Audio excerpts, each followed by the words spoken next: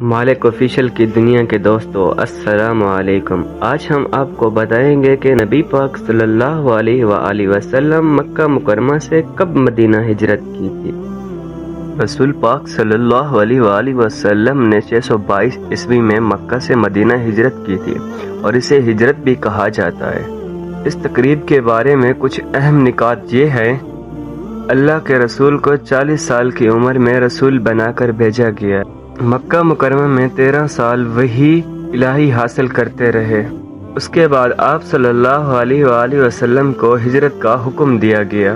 مدینہ آپ صلی اللہ علیہ وسلم جہاں رہتے تھے وہیں پر 10 سال رہے اور آپ صلی اللہ علیہ وآلہ وسلم کا انتقال 63 سال کی عمر میں ہوا۔